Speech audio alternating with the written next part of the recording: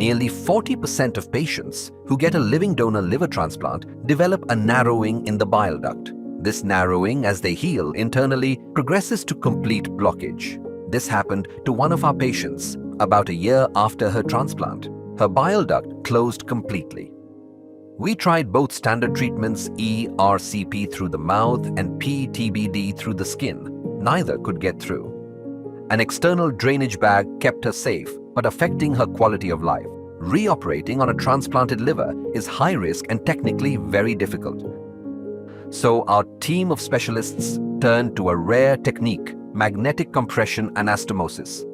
2 tiny magnets, one through an endoscope, one through the existing drainage tract, were placed on either side of the blockage.